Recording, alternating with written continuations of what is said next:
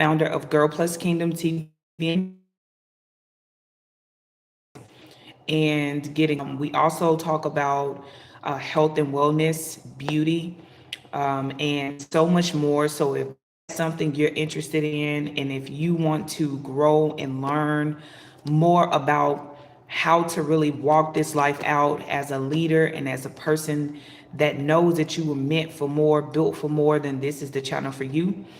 Thank you to all of my new subscribers and to everybody who has joined this family. It is a blessing to have you, a privilege to have you, and an honor to have you.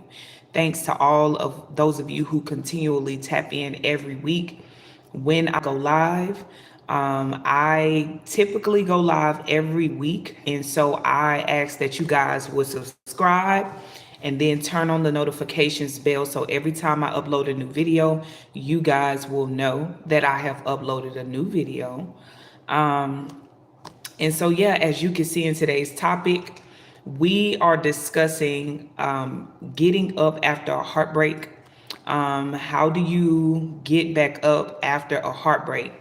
And I want to talk about a story about a time when I was dating someone, and this wasn't a long ago time frame, but I thought that this would be the person for me.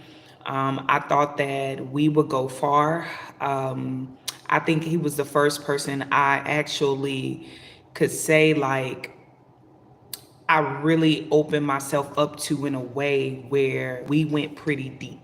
Okay, we went pretty deep into love, and we expressed ourselves in that love, but it still did not last. And what I've come to find out is what I come to find out is that, not everything is meant to last for a long time. And not everybody is coming into your life for the long ride, okay? Not everybody that you meet is going to come into your life and be there for the rest of your life. And so I think that it's very important to discover that earlier on. It's very important to know, why someone is coming into your life.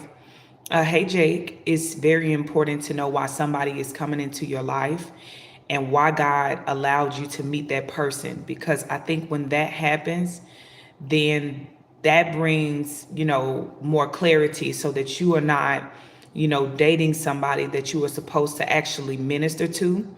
And you are not with somebody that you are only supposed to pour into, or maybe do business with, or maybe do ministry with, but you are not supposed to be with them long term. And that is a lesson that I have had to learn, and am still finding my way digging deeper into that lesson. But I would say that when we first start dating, if we begin to just pray and ask God to show us why are we with this person, or why did this person come into my life, I think that we will have better outcomes. But how do you get up after a heartbreak? Maybe your story and situation was similar to mine, where you met somebody and the love was so deep, and this person just brought you so much joy and fulfillment. But maybe it was the wounds that you both had that brought you two together. Maybe it was, similarities, trauma bonding that brought you two together. And maybe that was the reason why you guys ended up dating. Okay, maybe that was the reason why you guys ended up, getting together. But you won't know that until you talk to God first, but then also to get to know that person. And so after heartbreak, heartbreaks can literally traumatize you depending on, I'm sorry, you guys, let me cut my notifications down so buzzing every second. Okay. Heartbreak can definitely leave you traumatized. It can cause you to spiral. It can cause you to, just go backwards. It can cause you to be stuck, feel stuck.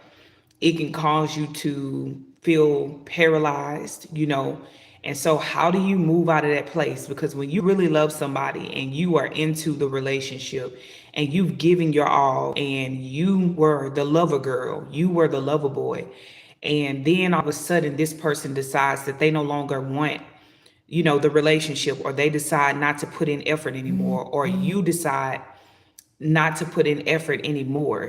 What do you do in a situation like that? You have to trust that there is greater that's coming. Okay. You have to begin to trust that there is more for you in life, that there is a spouse that God has for you, that is not the end of the road. It's not the end of your life just because that person did not work out. And I want to talk to the person who felt like this person. This was the one for you. Y'all did everything together. Y'all talked about your dreams, your goals, your ambitions.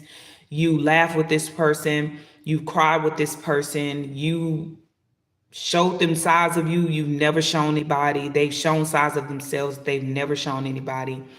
And you just felt the connection. Just it was deeper than just a physical attraction with you guys. It was deeper than, just a few little dates, or just some infatuation, or it wasn't that. But with y'all, it was deeper, and you felt the connection, and so did they. But sometimes life happens, and either one or both parties have to choose to separate. And again, I think that healing is not linear. I think that healing is based on the individual. And I think that we have to know our patterns and what hurt us and the triggers that we have, so that when we experience heartbreak, we won't be stuck too long in a pit. Because sometimes that heartbreak makes you go back into what's familiar. It can make you go back into your wound places, your hurt places, the places that, just tore you down before you found the person. It can make you feel that love doesn't exist, that there's no more real people that's looking for real love. Everybody wants somebody, but not everybody is willing to put in the work. It makes you feel like it's just you that loves good. It's just you that loves strong. It's just you that wants love or desire love. But that's not true. And that's why I said you have to know that there is life beyond the heartbreak. You have to trust that God has other people in this world that is waiting to love you, that's waiting to give you the love you've been praying for, to give you the love you've been searching for, to give you that love like God, like Christ will love the church. If you are a woman watching this, God wants to give you a love. First of all, he wants to secure you in his love. And then he wants to give you a love from a person that is going to show you that God-like love, that tenderness, that care, the appreciation, the sacrifice, putting in time with you, putting in effort with you, showing up for you because they know that you are that important for them, to them. And so life goes on after heartbreak. You will survive this. Okay. You will overcome this heartbreak. You will not stay stuck. You will not be stagnant. You will not spiral out of control. You are strong. You're strong. You have survived the worstest battles of your life, and you still pressed and you still made your way. You still pushed through all of the things life has thrown at you, and you're still standing. You are strong. You are bold. You are courageous. You have the mindset to overcome. And because you have the mindset to overcome every obstacle and every challenge, including heartbreak, you will overcome this too. And people say, oh, it's just a matter of time. But I beg to differ. It's not about timing, because timing and healing, it does not correlate to one another. Healing is a choice that we make. We have to choose to opt in to heal from the wounds of the pain. We have to choose to allow forgiveness to come in, so that we're not bitter. If somebody else come along, we're not carrying those same wounds from the past relationship. Okay, and it's easier said than done. I get it, but that's why prayer is important. That's why releasing these feelings to God is important. That's why getting you a journal and writing in your journal the pain you feel, the hurt that you feel, what you gave versus what you got. You write it all down. Talk to the Lord about it. Tell him you're hurt. Tell him how it made you feel. Cry out to him. Shed those tears. But when you are done doing that, I want you to get up, because the enemy would love for you to be stuck in that place where you feel just so, oh my God, it's just so much. The enemy would love that. The enemy would love for you to forget that you got a purpose over your life, that God has a plan for you, that there is more for you. Listen, we cannot make people the center of our universe. And for those of you who operate in a sense of anxious attachment when you are dating, listen, I have the same thing. And I'm telling you that there's so much healing that has been coming forth and has had to come forth, because when you struggle with anxious attachment, you tend to make people your universe. You tend to make people the center of your existence. You tend to make people like when you fall in love, you fall hard. But when you fall in love next time, you need to be falling gently, right? But that takes for us to heal so that we don't make people the center of our universe. So when people leave us or when they abandon us, they choose to walk away,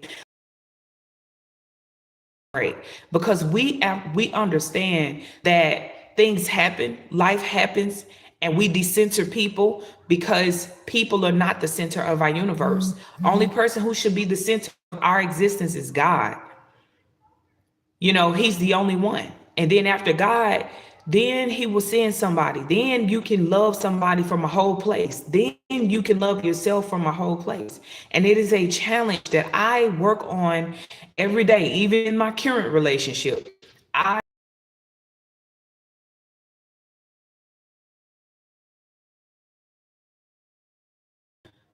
recognize that everybody loves differently. And those needs I thought that I needed was just anxious attachment. It was just abandonment wounds. And it was showing up, and I began to say, oh, I need this, I need that. And then I pull back and realize, like, I'm trying to make this person my everything. This person is not my everything. I shouldn't be so needy. I need to recognize that I need to normalize healthy state. I'm sorry, y'all. I gotta go based off my wounds. When God be loved according to like he wanted me to be loved based on wholeness, okay? Based on wholeness. And only way that I can get that wholeness is if I allow him to come in. So that's what I have for you guys today. Go back and watch this from the very beginning. It is very good, very powerful. It's going to bless you. I love you guys, and I will catch you on the next live.